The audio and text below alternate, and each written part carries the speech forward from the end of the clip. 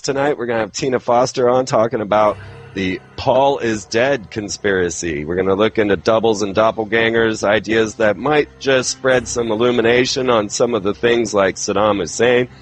Is Osama bin Laden still alive? So many things to cover. We'll see you on the other side. Where is the sacrifice? Where is the religion? Where is the spirituality? Where is our knowledge coming from? And where is the Illuminati going?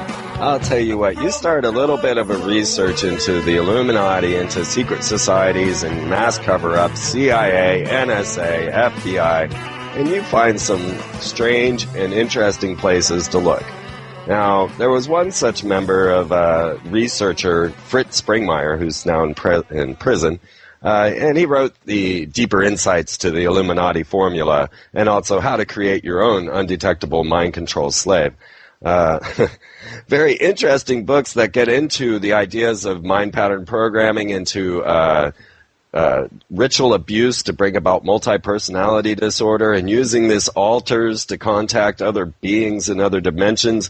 But on top of this, he gets into not only that, but bloodlines. Fritz Springmeier is very famous for the bloodlines of the Illuminati. And when you get a little deeper, you start getting into the ideas of clones, synthetics, organic robotoids, and doubles. Now, this has been a tactic used by the Illuminati, by many secret societies or other orders in the world to confuse and to deceive a nation, deceive people, and to be used as particular methods of control. And so when I was going through Fritz Springmeier and I got to the idea on his section on clones, synthetics, organic robotoids, and doubles, he swears up and down that Jimmy Carter that he met was absolutely a double. Now, you ask me, when I look at Osama bin Laden, I'd say there's at least a quintuple. But to discuss this idea of doubles, organic robotoids, doppelgangers, and the idea of these type of Illuminati infiltrations by puppets, I have invited Tina Foster on the show, and we're going to have a interesting discussion on Paul McCartney. Was he replaced by a double, and why? And some other deeper insights. So welcome to the show, Tina. Thank you very much. It's a pleasure to be here. It's wonderful to have you. Well, why don't you just start off, first of all, just tell us a little bit about doubles and what brought you to the thoughts of doubles. Well, as you mentioned, doubles are used as a way to psych out people. A popular person, if he won't go along with the agenda, then that person can be either murdered or suicided or meet with a tragic accident. And if that person happens to be popular, then what can happen is that a double will be put in his place so that the double can exploit that person's popularity so that people will follow him when he goes along with the agenda, that he can bring other people along with him.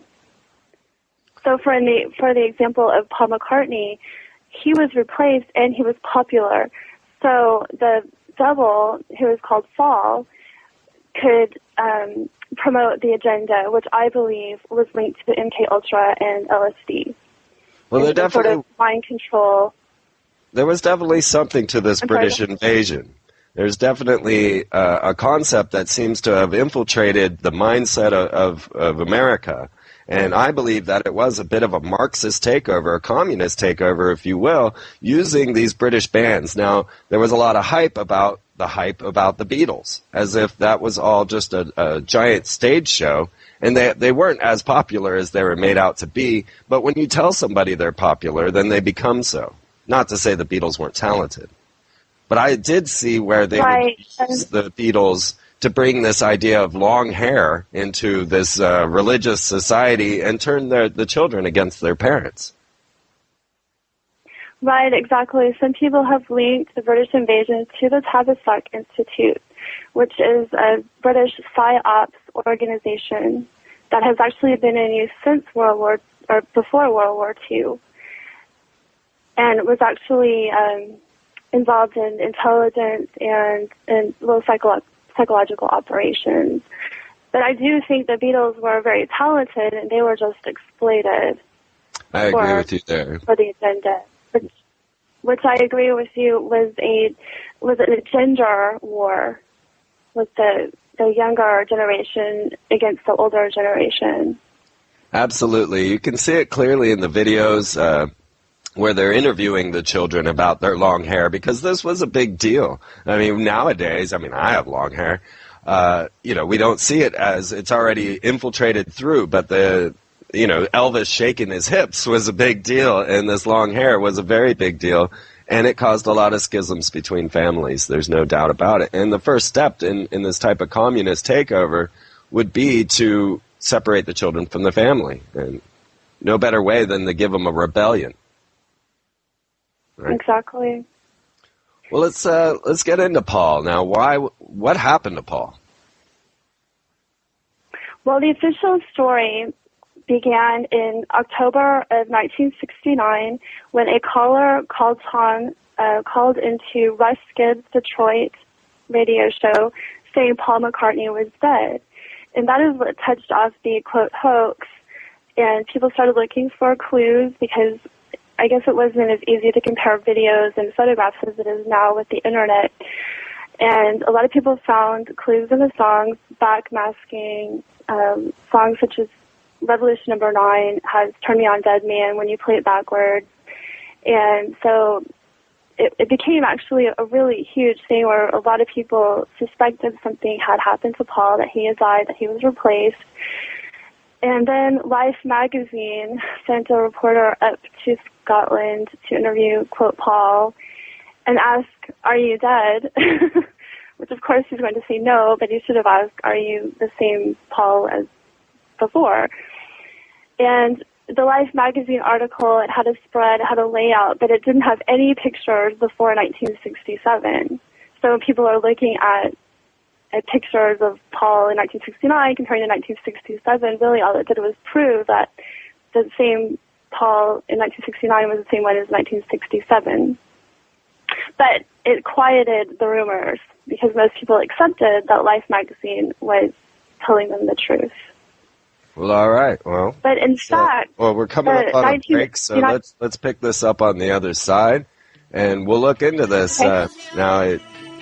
We're going to get deeper. In 1966, a fiery car crash seemed to have taken out Paul McCartney. Is this the truth?